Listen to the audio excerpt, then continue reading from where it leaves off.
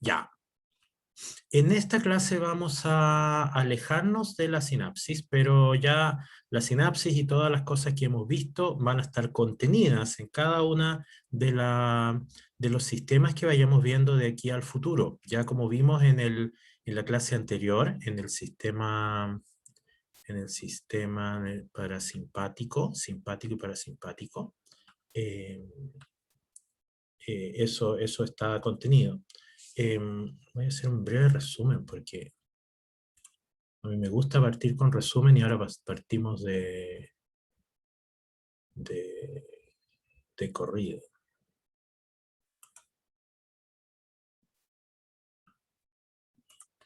Ya.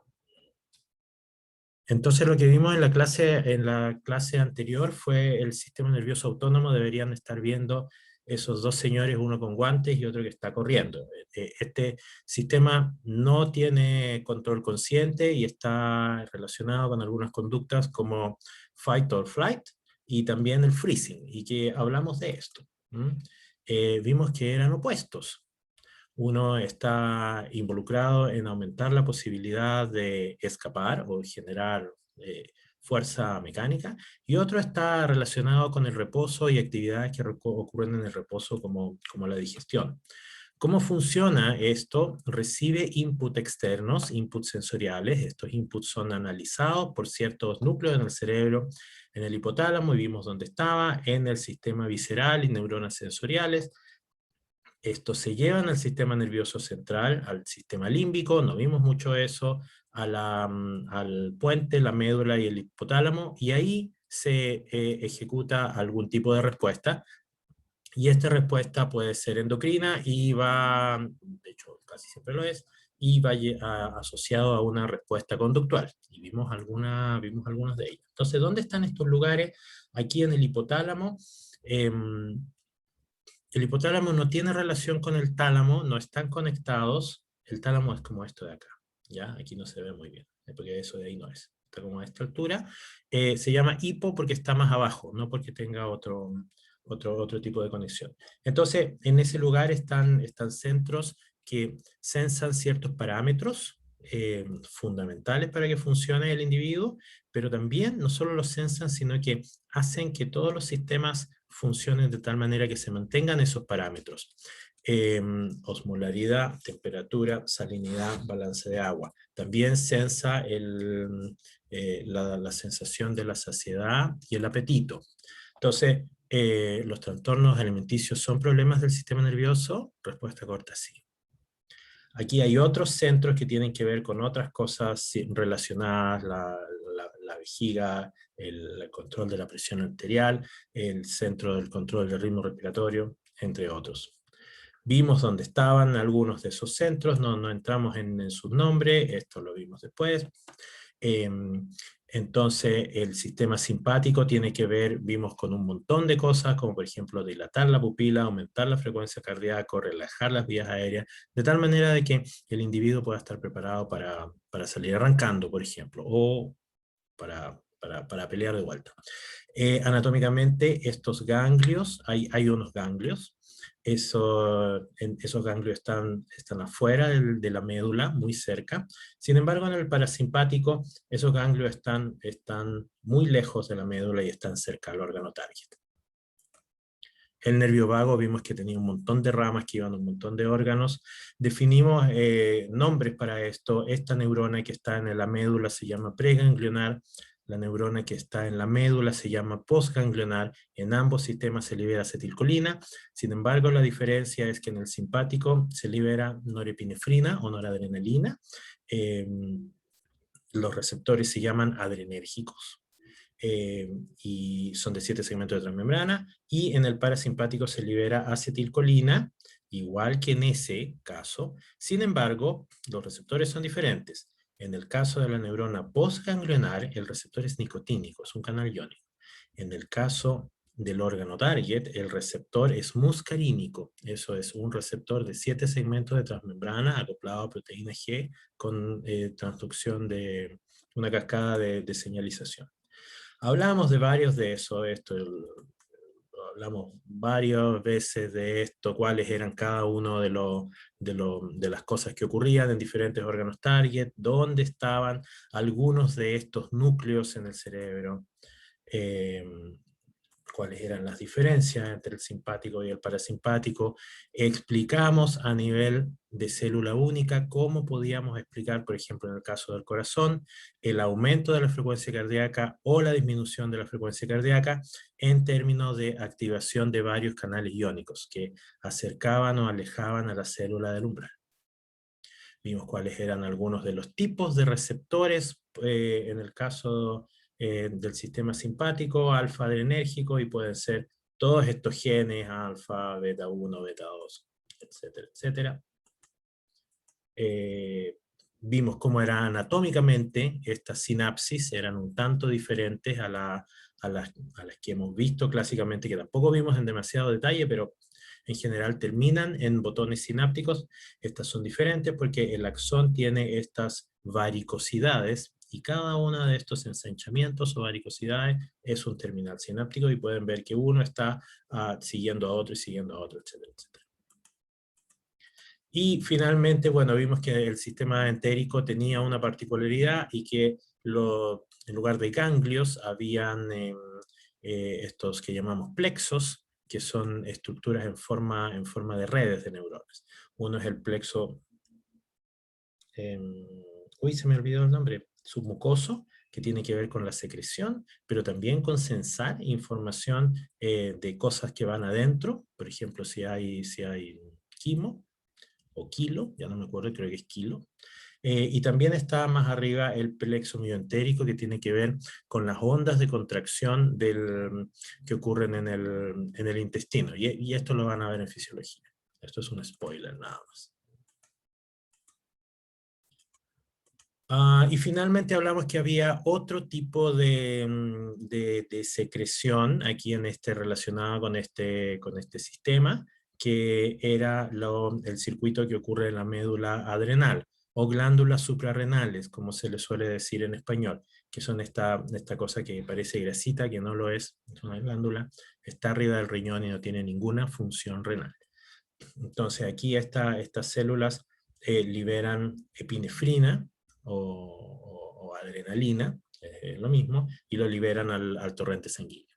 Entonces cuando ustedes dicen, oh, sentí la adrenalina, en verdad lo que es epinefrina, que es lo mismo que adrenalina.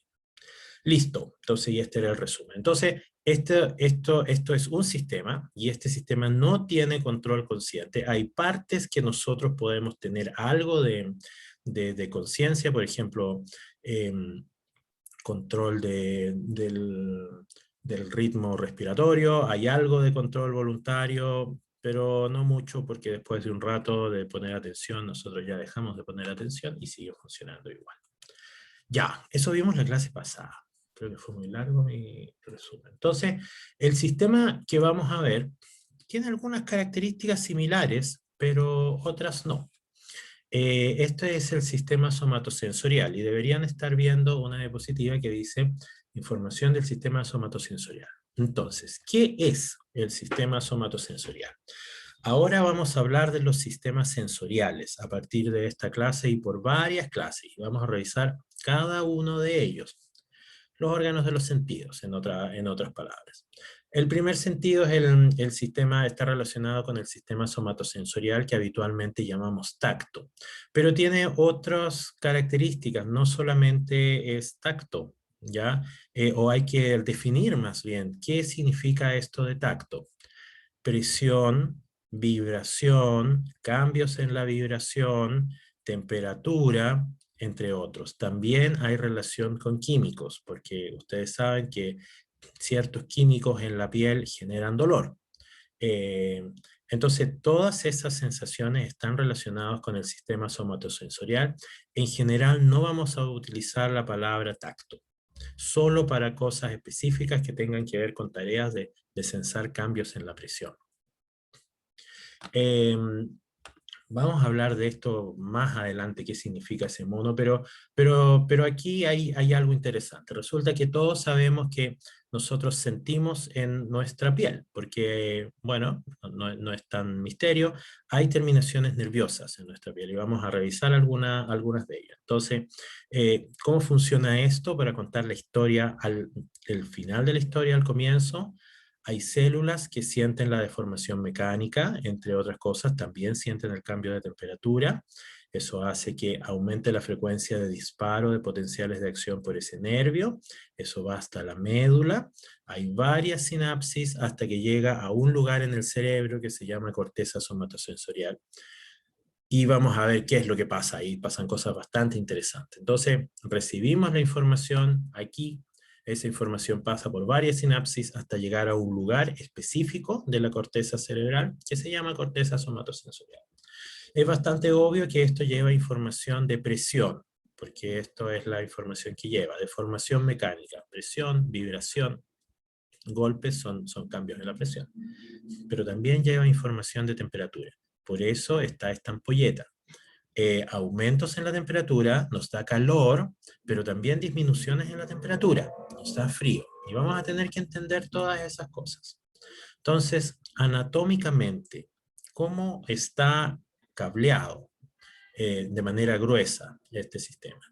Aquí está el dedito, aquí está el dedito. Ese dedito tiene esas ramitas que son terminaciones libres. Hay varios otros tipos de estructuras, ¿ah? Terminaciones libres que tienen que ver con sensar presión, por ejemplo, ¿ya? Movimiento, vibración. Por aquí se generan los potenciales de acción, viajan en este axón rojo o en este axón azul, supongo que es azul. Ese lollipop es el soma de cada una de esas células. Esos somas están formando esta estructura que se llama ganglio. El ganglio es una estructura celular formada por un montón de somas. Entonces, estas neuronas son bipolares, porque tienen un axón para un lado y otro axón para el otro lado. En términos prácticos es el mismo axón, así que no hay que hacerse problema por eso. Finalmente ambos axones entran a la médula. Aquí el axón azul hace sinapsis con esa neurona y luego esa neurona manda el axón al hemisferio contralateral. No sé si hemos hablado de esta nomenclatura en este curso, cosas que ocurren en el mismo hemisferio. Por ejemplo, este rojo sigue hacia arriba en el mismo hemisferio de donde viene el axón rojo, eso se llama ipsilateral. Este axón azul que va al otro hemisferio, eso se llama contralateral. Entonces hay información ipsilateral y contralateral y vamos a ver qué implica eso. Aquí hay un diagrama a la izquierda más grande de esto. Entonces resulta que hay ganglios, estos se llaman ganglios de la raíz dorsal, aquí está su nombre en inglés, pero es lo mismo, se lee atrás para adelante, células del ganglio de la raíz dorsal. Cada uno de estos lleva información de territorios somáticos cercanos, y vamos a ver un mapa en unas diapositivas más adelante. Y uno los puede dividir en estas regiones, cervicales, torácicas, lumbares y sacrales, y por supuesto aquí llega información de las extremidades inferiores. Hay uno particular, fíjense, este está incluso con otro color. Este es el ganglio trigémino, que trae información desde la cara, y vamos a hablar de ese. Entonces, llega información aquí a la médula, de la médula pasa al tálamo y lo vamos a ver, y finalmente a esta parte azulita, que es la que yo les decía, que se llama corteza somatosensorial. Y ahí es donde vamos a finalmente percibir de manera consciente estos estímulos externos. Creo que hay una diapositiva mejor de esto. No, no hay una diapositiva mejor de esto. Esto es exactamente lo mismo, pero ahora ya con nombres, con los nombres. Entonces aquí entra, no vamos a entrar en detalle, un poco más adelante vamos a ver esto con más detalle, porque ahí va a importar, ahora no tanto. ¿Cómo se genera el potencial de acción en esta neurona? Porque aquí no hay una sinapsis. Lo que hemos visto en este curso habitualmente es que hay un presináptico que libera sustancias neurotransmisores. Eso hace que cambie el potencial de membrana y se genere o no se genere un potencial de acción. ¿Cómo se genera el potencial de acción en esta neurona? Este es un axón y está aquí, está encapsulado por una fibra y esto está en la piel. ¿Cómo se genera si no hay sinapsis? Hay canales mecanosensibles, eso significa que deformaciones mecánicas hacen que se abran estos canales. Al igual que los canales activados por neurotransmisor, estos no son selectivos entre cationes monovalentes, dejan pasar sodio y potasio en general. Esto genera una despolarización de la célula. Entonces, veamos, hagamos un experimento. Aquí abajo estamos registrando el potencial de membrana, ahí está el umbral sobre el cual se dispara el potencial de membrana. Aquí hay un estímulo y ese estímulo es despacito. Es bajo. Entonces, frente a un estímulo bajo, se produce una despolarización. Se llama potencial generador. Aumentamos el estímulo, aumenta este potencial generador. Aumentamos aún este estímulo y esto se depolariza tanto que en este momento cruza el umbral de disparo y se genera un potencial de acción. Entonces, así es como se genera esto. No hay una sinapsis en esta célula, sino que hay canales activados por deformación mecánica. Mecanoreceptores también se le llama. Hay otros canales que tienen que ver con sustancias químicas y con cambios de temperatura, que vamos a ver en unas diapositivas más adelante. Entonces vamos primero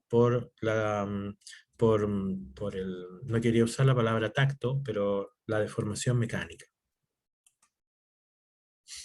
¿Cuáles son los tipos de células que reciben esta información mecánica? Hay varios y probablemente en el colegio se acuerdan vieron algunos de ellos. Hay terminaciones libres, que son las que más les voy a hablar.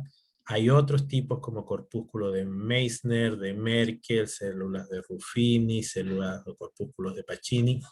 Todos tienen diferentes funciones en sentir las vibraciones mecánicas. Finalmente, cada una de estas células hacen sinapsis con un axón y ese axón genera potenciales de acción. Esto de aquí, este arbolito que dice terminaciones libres, eso ahí es lo que yo les mostré, la diapositiva pasada. Aquí están los canales mecanosensibles y aquí se generan disparos de potenciales de acción también. Y estos son los que reciben los cambios de temperatura, además, aumentos o disminuciones, porque nosotros sentimos aumento, calor, y disminución, frío. No necesariamente es así, pero una disminución de la temperatura no necesita ser frío. Podemos estar muy acalorados y pasar a acalorados nomás. También es verdad. Esto es una propiedad fundamental que vamos a ver en todos los sistemas sensoriales y se llama adaptación. Entonces, tenemos un estímulo, por ejemplo, imagínense presión mecánica, y ustedes registran algunas células. Esto es la representación de un experimento. Cada raya representa un potencial de acción.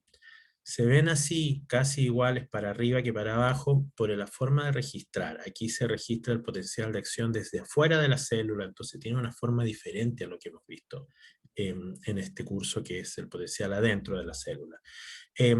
¿Por qué? Bueno, aquí no se puede registrar adentro de la célula, es muy, muy pequeñito, ¿ya? Sí se puede afuera de la célula y es relativamente fácil. Lo que importa es cuántas rayitas hay. Entonces empieza el estímulo, este es un estímulo constante, y tenemos esta célula que dispara un montón de potenciales de acción muy juntos, esto se llama alta frecuencia. Sin embargo, después, fíjense, hay un mayor espaciamiento entre los potenciales de acción. Entonces hay una baja en la frecuencia. Ese cambio de frecuencia se llama adaptación. Y eso es algo súper, súper importante, y lo voy a escribir aquí en el chat. Entonces, este fenómeno en el cual cambia la frecuencia frente a un estímulo se llama adaptación. Hay dos tipos de adaptación que se pueden ver aquí. Esta es una adaptación lenta. porque aumentó la frecuencia, disminuyó la frecuencia, pero se mantuvo disparando. El caso de abajo, esa barra más oscura, significa que se dispararon un montón de potenciales de acción consecutivos. Entonces se dispararon un montón de potenciales de acción y luego ya no se disparó más. Este fenómeno fue muy rápido. Entonces esto se llama adaptación rápida. ¿Cuál es el sentido fisiológico de este fenómeno? El sentido fisiológico es que tenemos un estímulo, respondemos al estímulo, se acaba la respuesta, y ahora en este momento, por ejemplo, donde está mi cursor, ahora el sistema puede responder a un nuevo estímulo. ¿Se dan cuenta de eso? Si nosotros disparáramos, si esta célula disparara potenciales de acción todo el tiempo, todos los 5 segundos, cuando llegara un nuevo estímulo, no podría ser percibido, porque ya el sistema está saturado. Sin embargo, aquí disparó potenciales de acción y ahora, ya en este momento, donde está mi cursor, ya puede disparar de nuevo potenciales de acción. La misma idea aquí arriba. Disparó a alta frecuencia, luego disparó a baja frecuencia, y en esta condición puede aumentar su frecuencia de disparo. Entonces hay rango para responder. Este mecanismo de adaptación permite entonces que haya una respuesta a sucesivos estímulos. Sucesivos estímulos. De otra manera, sentiríamos el primer estímulo y no podríamos sentir otros estímulos.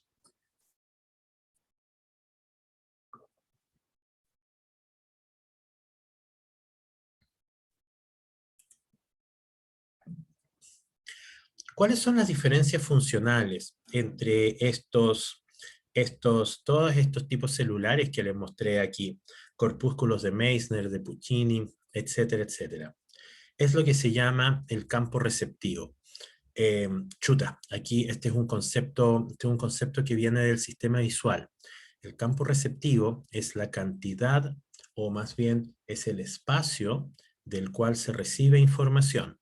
Ejemplo, hay neuronas, si están viendo mi carita, estoy mostrando la mano, hay neuronas que tienen campos receptivos muy grandes, me lo voy a poner así, que pueden recibir información de varios centímetros cuadrados. Eso significa que si yo hago una presión aquí, aquí, aquí, aquí, va a ser básicamente igual, la misma neurona la va a recibir. Sin embargo, hay neuronas que tienen campos receptivos muy, muy, muy pequeños. Y voy a dar vuelta a mi mano y voy a decir aquí, estos lugares, las puntas de mis dedos, tienen campos receptivos muy pequeños.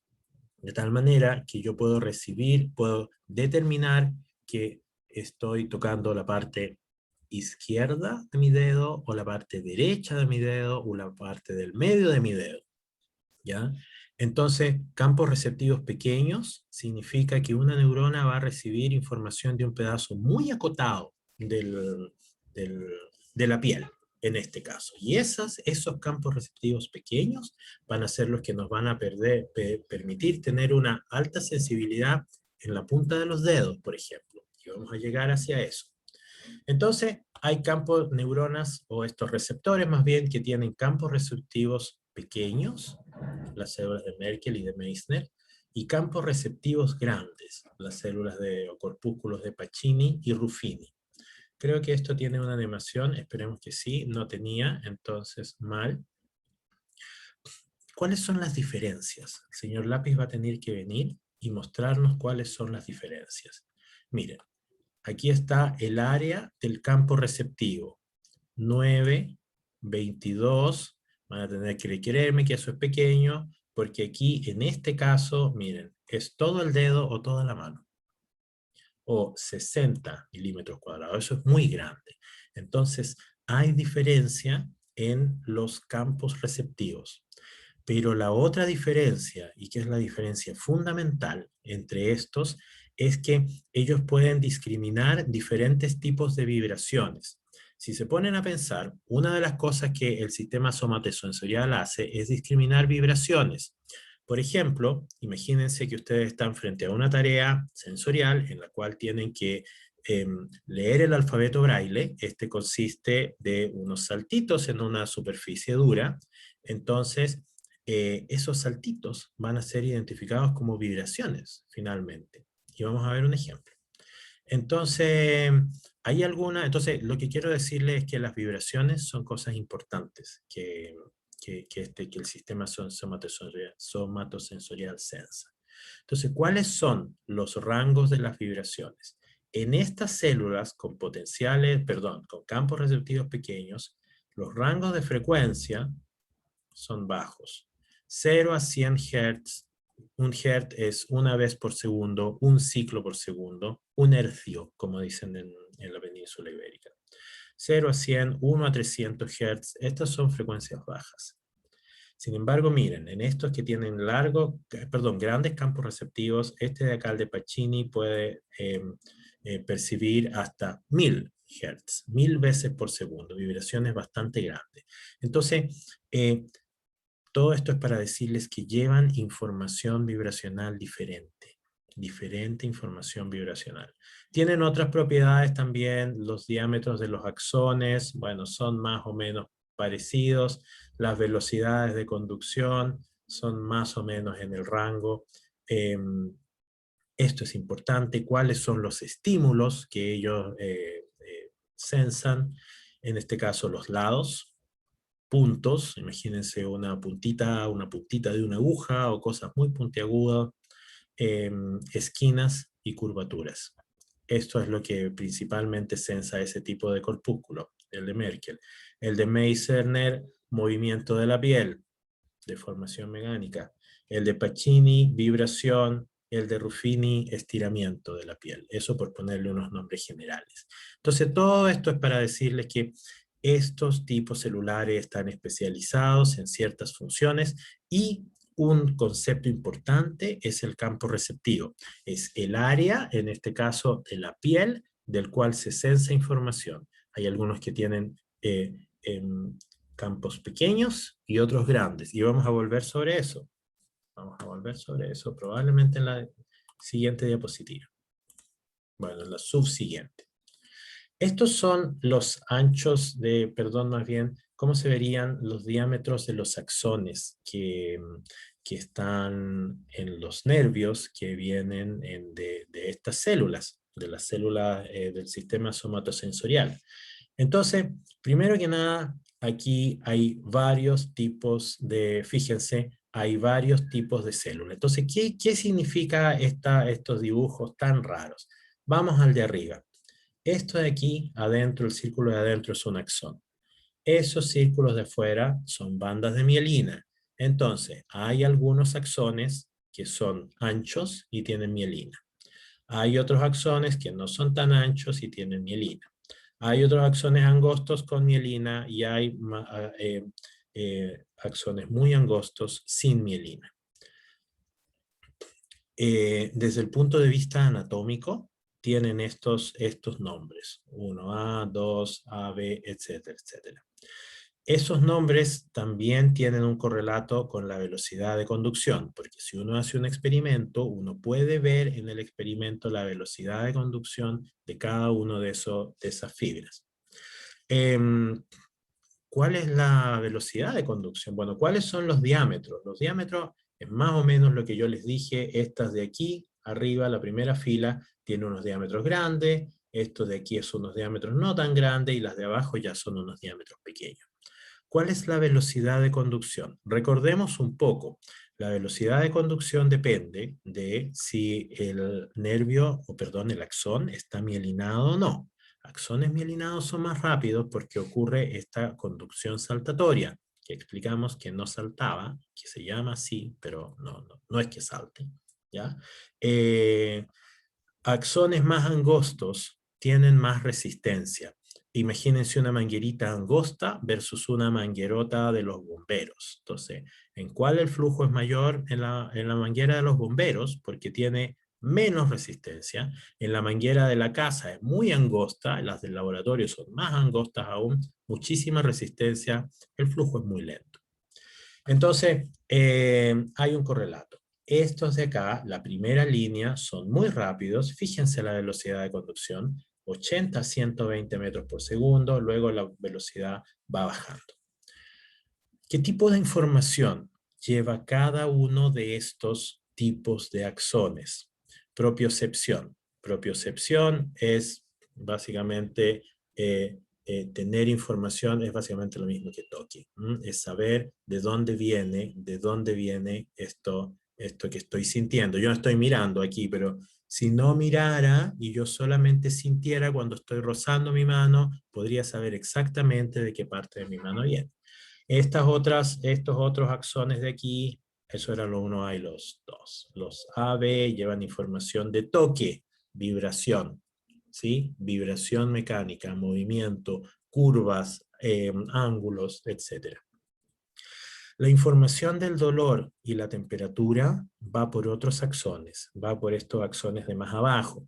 Estos axones son más angostos, con o sin mielina, son más angostos, y sus velocidades de conducción son menores. Fíjense, 0,5 a 2, 5 a 30 metros por segundo, versus esta que parten en los 35. Entonces, esto lleva a algo importante, porque resulta que el dolor y la temperatura viajan más lento que otro tipo de información. ¿Y eso será verdad? Pensemos. Hay un montón de videos de las redes sociales en los que ustedes pueden ver que la gente se pega, se mira y después más o menos de un segundo empieza a sentir el dolor. Ustedes probablemente también lo han experimentado así. Cuando se han pegado en un pie, imagínense, el axón que va desde los dedos de los pies tiene que viajar al menos 1 metro hasta llegar a la médula. Y de ahí tiene que subir otros tantos centímetros, 50, 60, qué sé yo, para llegar a la corteza somatosensorial, donde está la conciencia, por decir así, del dolor. Entonces, todo esto toma tiempo. Toma tiempo porque estas fibras que llevan información de dolor y temperatura son lentas. Entonces, la información de dolor se demora más en llegar. Lo mismo la temperatura. Ayer me quemé con el tostador, me di cuenta que me quemé y luego como un segundo después me di cuenta que, estaba doliendo por cambio de temperatura. Entonces, estas son cosas que nosotros habitualmente sentimos en nuestro día a día. Preguntas hasta acá.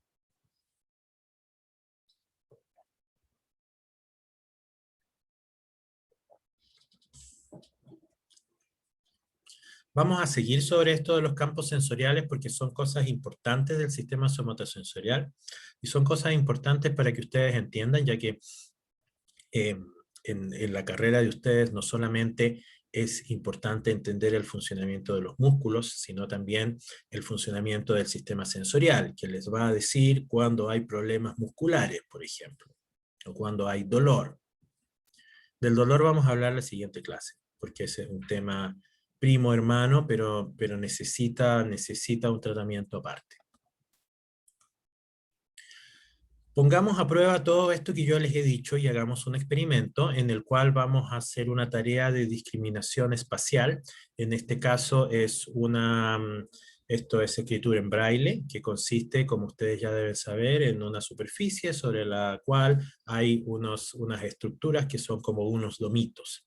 Entonces, aquí en rojo están indicadas dónde deberían estar las células que nosotros vamos a estudiar. Entonces vamos a estudiar células que están en toda esta parte por detrás de la uña, no abajo de la uña, sino por detrás, sino las células que van a contactar a la superficie. Entonces vamos a sacar información desde ahí y vamos a ver qué información nos dan estas células. Entonces estas líneas de abajo representan en el eje Y, esto es lo mismo que está representado aquí los puntitos, es una posición espacial en el dedo. El eje X es el movimiento, cómo se va moviendo el dedo sobre esta superficie que tiene estos saltitos. Entonces, la pregunta es, ¿cómo cada uno de estos células, o qué información nos da cada uno de estas células? Merkel, Meissner, Ruffini, Pacini. ¿Qué información nos dan para esta tarea? Vamos línea por línea. Fíjense la información que nos da, esto es una reconstrucción de la información. La información que nos da las células de Merkel. Aquí nos da un algo, hay una estructura. Aquí hay una estructura larga. Fíjense, en verdad son dos. ¿Se fijan? Aquí hay una, dos. Y así. Entonces, si van mirando con atención, se van a dar cuenta que este tipo celular puede reconstruir la información que está ahí. Entonces, ¿cómo? Pensemos, esto era información vibracional.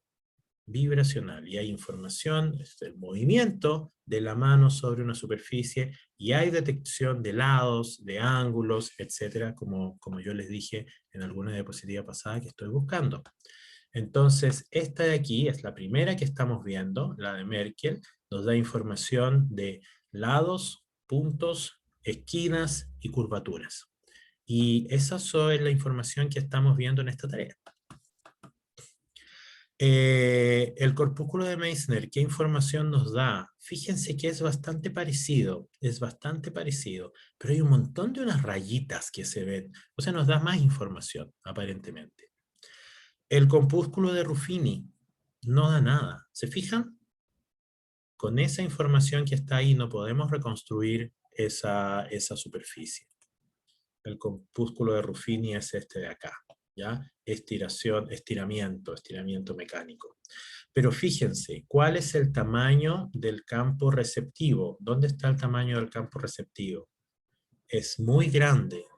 Esto nos sirve para reconstruir cosas pequeñas.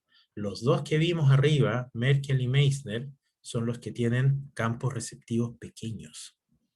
Volvamos.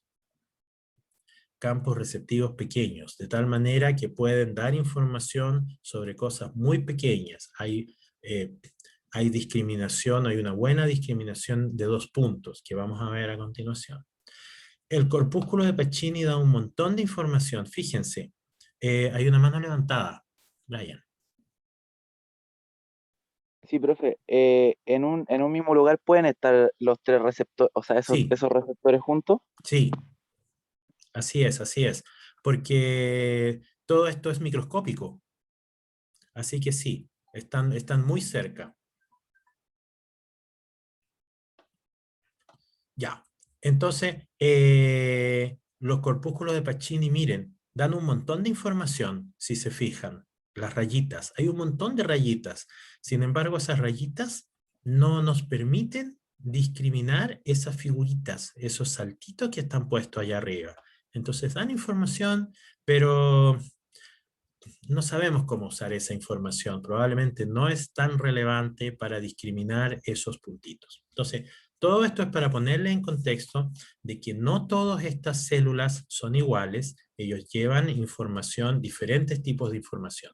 Pero recuerden esto, los campos receptivos, estas células, estas dos de la izquierda, Merkel y Meissner, tienen campos receptivos pequeños, entonces muy pocos milímetros cuadrados, entonces con ellas vamos a poder discriminar cosas que están muy cerca. Sin embargo, estas de aquí de la derecha, el Ruffini, por ejemplo, donde está, había uno que podía ser todo el dedo, aquí, el de Pacini, todo el dedo o la mano. Si tenemos una célula que da información de toda la mano, esa célula no me sirve para saber cosas que están dentro de ese campo receptivo. Ya. Este es una diapositiva que nos muestra un fenómeno que se llama discriminación de 2 puntos, que es básicamente lo que vimos en la diapositiva anterior. Significa cuál es la distancia a la que tiene, cuál es la resolución espacial que puede una superficie tener. Entonces, ¿cuánto es la distancia a la que tienen que estar estos dos fierritos para que yo los distinga? Entonces, imaginémonos de todo lo que hemos vivido en nuestra vida. Los dedos probablemente, si ustedes se imaginan, pueden distinguir cosas que están muy cerca. Por ejemplo, un alicate, un pinche, algo que, cositas, dos cositas que estén muy cerca, con el dedo las podemos distinguir como dos, sin mirarlas, por supuesto. Pero si lo hacen con esto, parte de aquí abajo, si están mirando mi cara, no sé cómo se llama esta parte, digámosle el brazo, va a ser muy difícil. muy difícil de que nosotros podamos distinguir cosas que están muy cerca. Esa es la discriminación de 2 puntos. Entonces, en C, vamos por C, que es lo más fácil de entender, está graficado en el eje Y el umbral de la discriminación de 2 puntos, es decir, cuál es la menor distancia que podemos distinguir en cada uno de esos lugares que están dibujados en ese cuerpo. Entonces, vamos por los dedos, del 1 al 4, sin contar el pulgar, la discriminación es bastante baja, ¿ya? Bastante poca distancia. Eso significa que pueden discriminar cosas que están muy cerca, 5 milímetros o menos, ¿ya? Probablemente todo esto es evidente para todos. Con los dedos nosotros podemos distinguir formas y podemos distinguir bastante, bastante bien. Con la palma, ahora, fíjense, aumentó esta distancia. La palma probablemente no nos va a servir para distinguir cosas que están muy cercanas. Vámonos a los brazos. Ahora esta distancia es brutalmente grande, ¿no? Eso no sirve, eso no sirve. Los hombros, aquí la frente. Fíjense ustedes cuando les pica algo, no es fácil, les pica algo en la espalda, no está muy claro en qué parte de la espalda viene la picazón. Uno puede tener una idea, ¿no? Aquí en la escápula derecha, pero en qué parte específica cuesta, cuesta. Y de hecho, probablemente todos ustedes le han pedido a alguien que les rasque la espalda, o que les rasque cierta parte del cuerpo, que la espalda abajo, por ejemplo, partes que son de difícil acceso, y uno siempre se equivoca. ¿Se han dado cuenta? Le dice con el dedo, indica, ráscame aquí, viene la persona, empieza a sobar o rascar en esa parte, y no era esa parte, no es más arriba, no es más abajo, no es para la derecha. Entonces, aquí está la explicación. ¿Cuáles son los lugares entonces donde hay una discriminación de 2 puntos menor? La nariz más o menos, los labios y la lengua. Y eso lo vamos a ver en otras diapositivas. Entonces, ahí hay otras razones, hay una razón que vamos a ver anatómica para eso.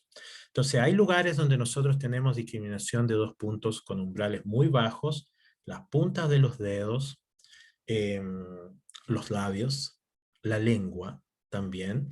Si alguno alguna vez ha tenido una carie o se le ha roto un diente y ha explorado con su lengua y se ha dado cuenta que hay como un hoyo gigantesco, un cráter terrible, pero si luego ha tenido la oportunidad de ver cómo es ese cráter, es un hoyito muy pequeñito. Entonces hay muchísima información que viene de ahí. Podemos distinguir bastante información.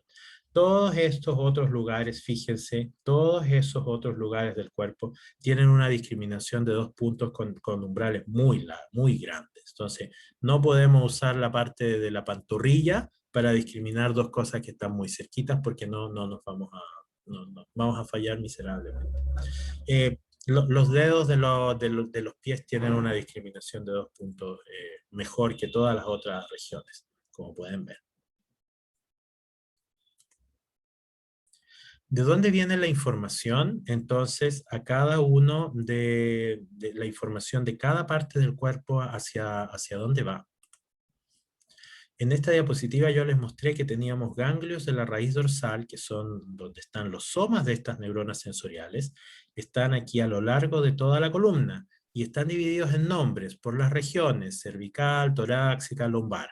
Y también les soplé de que la información llegaba de esas regiones. Entonces veamos realmente de qué regiones. Se me perdió la diapositiva. Ahí está.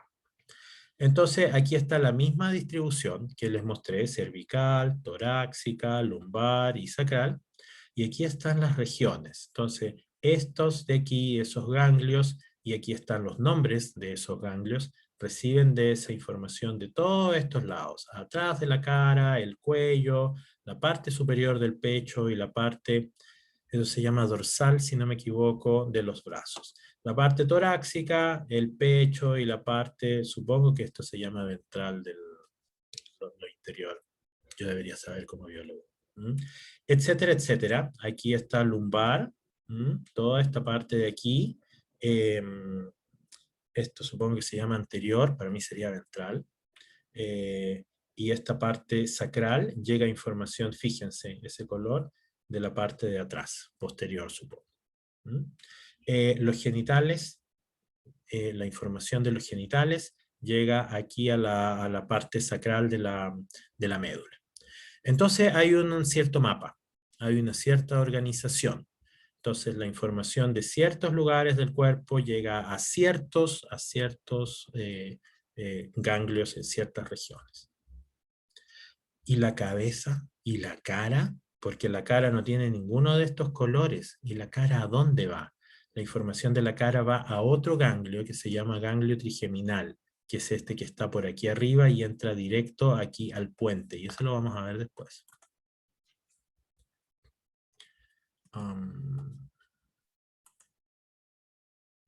Pero hay otro tipo de información, además de la información que viene desde afuera del cuerpo. Hay información que viene desde dentro. Y hay dos tipos de información. Propiocepción, que es información que viene de los músculos. Nosotros los músculos nos duelen, y a todos ustedes probablemente le han dolido los músculos por hacer mucho ejercicio, por hacer un ejercicio mal, una lesión, quiero decir, también duelen los ligamentos, etcétera, etcétera. Entonces, hay información que viene desde el sistema musculoesquelético. También hay información de las vísceras. Nos duele la guatita, y vamos a ir sobre eso en algún momento, yo creo que la clase que viene. Entonces, ¿cómo es esto? Aquí la cosa es similar, pero un poco más complicada. Estos cilindros son los miotubos, son las células que forman un músculo. Todos esos cilindros están formando el músculo. Esta estructura rara que está aquí se llama huso muscular, y lo voy a anotar, no se llama huso muscular, se llama fibra intrafusal. Fibra intrafusal. Perdón, fibra intrafusal son las fibras. Todo esto que está allá afuera es el huso muscular. Eso sí lo dije bien. Huso muscular, lo estoy anotando en el chat. Ya, entonces dentro del huso muscular, que es toda esta estructura de aquí con esa forma como de plato volador, están esas fibras. Esas fibras son músculo que se contrae y se relaja. Entonces, ese coso azulito que va entrando ahí y que va dando vueltas alrededor de esa fibra, eso es un axón sensorial. Y ese axón sensorial va a llevar información a la médula, y todo lo que ya les he contado, sobre cuál es el estado de estiramiento de este músculo. Entonces, cuando este músculo grande se contraiga, estas fibras de aquí también se van a contraer. ¿Cómo? Este es un axón, que es una motoneurona, que va a hacer que este se contraiga. Este es un axón que se llama motoneurona gamma, si no me equivoco, y va a hacer que se contraiga también. Eso lo vamos a ver después, esto en un poco más de detalle, pero es para darles una idea de que viene información de acá. Entonces, se contrae la fibra, estas de fuera, que se llaman extrafusales, se contrae la fibra intrafusal al mismo tiempo, cuando hay un movimiento mecánico, y eso hace, ese movimiento de esta fibra hace que se deformen esos axones. Al deformarse esos axones, aumenta la probabilidad de generar potenciales de acción o disminuye la probabilidad dependiendo si se contraen o se relajan. Y esa es información que llega a la médula. Entonces, esa es información que llega hacia allá. Entonces, hay información desde aquí, desde el sistema musculoesquelético. Esto es exactamente lo mismo, pero probablemente es la versión más nueva del Purves. Aquí está dibujado un poco mejor, como choclo es el músculo. Aquí adentro está el huso muscular. Esas cosas de aquí son las fibras intrafusales que se contraen justo con estas fibras musculares al mismo tiempo. Y están en azulito esos axones. Y esos axones son los axones sensoriales, que van a mandar información sobre el estado de contracción o relajación del músculo.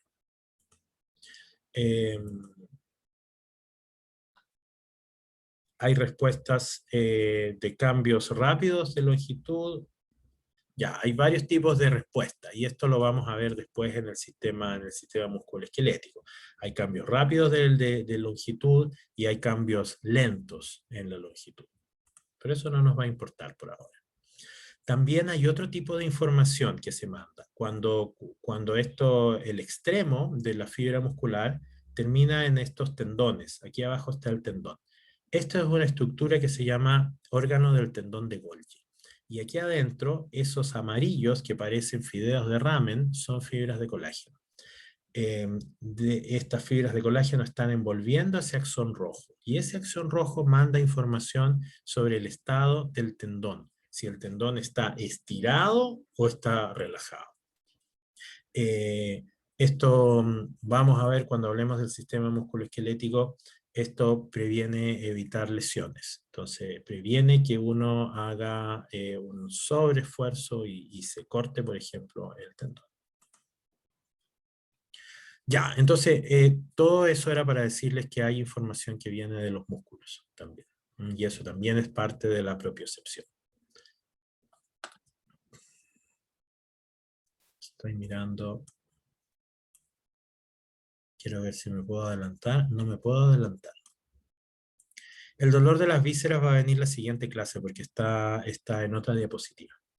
Ya, pero resulta que hemos visto que hay información diferente. Vamos a ver acá. Si mirábamos estos anchos de estos diámetros de los axones, hay algunos que van rápido, otros que van lento. Estos de acá llevan información de la propiocepción y del toque, y estos de aquí llevan información de la temperatura y el dolor. ¿Hay alguna otra diferencia? ¿Hay segregación? ¿Estos axones van por otro lado? La respuesta corta es sí. Si nosotros miramos estos axones, fíjense estos azules de aquí, estas son las células, esto es el ganglio, esos puntitos son los somas de estas células del ganglio de la raíz dorsal, entran los axones a la médula. Estos de aquí, el de arriba, lleva información de toque, propiocepción y vibración, y este de aquí abajo lleva información de temperatura. Temperatura y dolor, no lo dice ahí, pero es temperatura y dolor.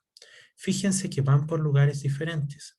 Esta de acá abajo, que lleva información del dolor, hace sinapsis aquí, en el hemisferio ipsilateral, eso significa el mismo, de donde venía, pasa al hemisferio contralateral y ahí sube. Sube directo hasta el tálamo. Y del tálamo hace una sinapsis y llega a este lugar que se llama corteza somatosensorial. Fíjense la otra información que tiene que ver con toque fino, propiocepción y vibración, entra, sube directamente al hemisferio ipsilateral, aquí en el lemnisco medial, hace una sinapsis, pasa al hemisferio contralateral, llega hacia el tálamo y llega a la corteza somatosensorial. Entonces, ¿qué significa esto? Significa que hay segregación en las vías de información. La información del toque, vibración y propiocepción va por caminos diferentes que la temperatura y la nocicepción, parte de la nocicepción, la temperatura y el calor, la temperatura y el dolor, perdón. Vamos a volver sobre esto varias veces. Aquí a la derecha está ahora un diagrama con exactamente lo mismo que dice esta figura de la izquierda que tenía un dibujito. Entonces, la información de toque, vibración, discriminación de dos puntos, propiocepción, va por esta vía azulita, que es la azulita de acá, esa de ahí, ¿ya? Esa vía se llama vía de la columna del lemnisco medial, sí, el lemnisco medial. El lemnisco medial está acá. Es una estructura de aquí, ¿ya?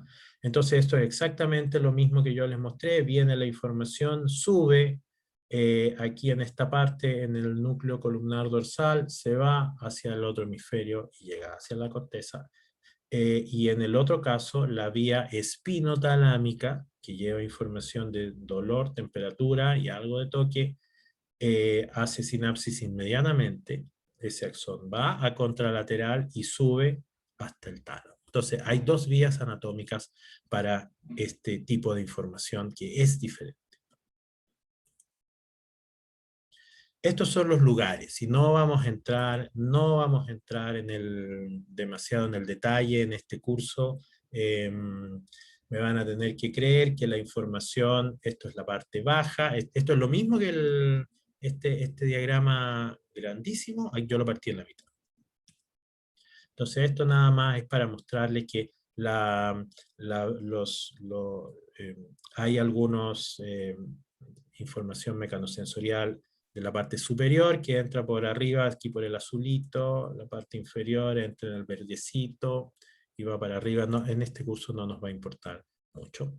Lo que sí nos va a importar es que esta información hace sinapsis aquí, en el tálamo, como les dije en una diapositiva anterior, y en un núcleo que se llama núcleo lateral posterior ventral. El tálamo tiene como 50 núcleos, entonces no los vamos a aprender todos, vamos a nombrar como 3 en este curso nada más. Y desde aquí, desde estos lugares, va hacia la corteza somatosensorial, y ahí es donde tenemos que llegar en nuestra explicación. ¿Qué es lo que pasa en la corteza somatosensorial? Uy, ya se me está acabando la hora. Pero todo eso es información básicamente del casi todo el cuerpo, estoy buscando la diapositiva, casi todo el cuerpo que tiene todos estos colores, menos la cara. ¿De dónde o por dónde va la información de la cara? La información de la cara viene de este ganglio no entra a la médula, este ganglio entra al lemnisco medial, bastante más arriba que la médula, hace sinapsis aquí en ese núcleo del complejo trigeminal nuclear principal, de ahí va al hemisferio contralateral y de ahí sube de nuevo al tálamo, a otra parte, al núcleo medial posterior ventral, y de aquí va a la corteza. Entonces, la información de la cara va por un camino diferente. Hay 3 ramas de este ganglio trigeminal, que son la rama oftálmica, hacia el ojo, maxilar y mandibular. Probablemente todos han escuchado de algunos tipos de herpes, una infección viral que genera una inflamación del trigémino. Son unos dolores muy fuertes, por no decir espantosos, y se inflama el trigémino. Y duele regiones muy grandes de la cara, porque depende de cuál de estas ramas fue la que estuvo inflamada. Entonces estos son dolores bastante feos, y hay varios tipos de tratamientos para estas infecciones. Esto es algo que probablemente ustedes han escuchado o van a escuchar en el transcurso de su desarrollo profesional, me imagino. Desgraciadamente son relativamente comunes. Ya, pero lo que quiero saber es qué diablos pasa en la corteza, porque he hablado de la corteza un montón, por algo será, algo debe ocurrir ahí. Entonces, ¿de dónde venía la información? Esta cosa tan rara que parece, no sé, un animalito, esto es el tálamo. Es un dibujo de cómo sería el tálamo. Aquí vienen los axones hacia el tálamo, al núcleo lateral posterior ventral, que venían básicamente de todo el cuerpo. Aquí al medial posterior, el de la izquierda es el lateral y este es medial. Aquí viene el trigémino, y de ahí va a estas partes, y vamos a ver esta parte de ese color que no sé cómo se llama, y le voy a decir azul. Esa es la corteza somatosensorial. Se le llama primaria porque es donde llegan la mayoría de los axones, y de ahí salen axones a otra corteza que se llama secundaria, que no nos va a importar en este curso. ¿Ya? Entonces aquí es donde llega la información. Pero ¿cómo llega esa información? Y esto es súper interesante, porque resulta que, vamos a ver si me ayuda, hay un mapa. Creo que creo que es más, está mejor. Hay un mapa en esa corteza del cuerpo. Entonces, fíjense, vamos desde arriba. Aquí arriba, que es la parte superior, está la información del tronco, cuello, cabeza, hombro, brazo, codo, antebrazo, mano, cada uno de los dedos, el pulgar, la nariz, la cara, los labios, la pera. Y otras partes, los dientes, la lengua y la garganta. Aquí hay más partes, fíjense, en esta parte que va hacia medial. Están las piernas, los pies, los dedos y los genitales. Entonces, hay un mapa, y esto es algo sumamente importante en neurociencia. Todo, en general, en todos los sistemas sensoriales hay mapas. No necesariamente de partes del cuerpo. Vamos a ver eso cuando lleguemos a otros sistemas. En el sistema auditivo no hay un mapa del cuerpo, hay un mapa de frecuencias. Hay un mapa de frecuencias. Aquí hay un mapa del cuerpo. Ese dibujito que está ahí, ese es un homúnculo que representa en más grande de tamaño las regiones de mayor superficie dentro de la corteza. Entonces, fíjense, ¿qué regiones tiene más superficie? Las manos. Las manos son brutalmente grandes en este dibujo. Los labios son bastante grandes. La lengua también es grande. Entonces, esas son las áreas que tienen mayor representación en la corteza somatosensorial. Entonces, eso significa que nosotros tenemos más información, hay más, piensen si esto fuera un computador, hay más unidades de procesamiento para esas regiones, para las manos, para la lengua y para los labios. Y eso corresponde perfectamente con este mapa que les mostré, en el cual se ve la discriminación de 2 puntos. La discriminación de 2 puntos es muy buena en los dedos, que están en la mano, los dedos, y en los labios. Y esas son las regiones que tienen mayor representación aquí. ¿Ya? Esto explica entonces la mayor discriminación de 2 puntos. Hay mayor superficie para cada uno para estas regiones, para los dedos y para la boca y los labios. Este es un dibujito, y esta es la última que les muestro porque ya nos pasamos en la hora. Este es un dibujito, este es un macaco en el cual están dibujadas un montón de áreas, y están dibujadas aquí cada uno de los dedos. Cada uno de los dedos, ¿ya? Y aquí cada una de esas regiones, cada uno de esos óvalos está marcado en un lugar de la corteza somatosensorial. Entonces, hay un mapa, y ese mapa es muy específico. Es muy específico, ¿ya? No es una ensalada de neuronas que van con los cables para cualquier lado. No, hay un mapa bastante preciso. En la siguiente clase vamos a hablar un poco de cómo ese mapa se cambia, porque resulta que hay cosas que ocurren, como hay amputaciones, hay accidentes, y esos mapas pueden adaptarse. Y eso es sumamente importante para la neurociencia, porque había un mantra de que las conexiones no cambiaban durante el desarrollo. Entonces uno no podía generar nuevas conexiones, a menos en estadios muy tempranos del desarrollo, pero en los adultos no. Y ese es un mantra que fue muy fuerte, y ya sabemos que no es verdad, que ese mantra era un mito muy fuerte, pero costó mucho cambiarlo, porque nadie se le ocurría el experimento para mostrarlo. Hasta que a alguien se le ocurrió el experimento, y vamos a hablar, y fue muy polémico ese experimento, y vamos a hablar sobre eso. Y también vamos a hablar del dolor, que es una parte fundamental de nuestra vida biológica. Hemos hablado de que va por los axones que codifican para el dolor y la temperatura van por diferentes lugares, por diferentes vías, y vamos a hablar del dolor también, porque el dolor es importante, una cosa fisiológica y evolutiva bastante importante. Ya, preguntas.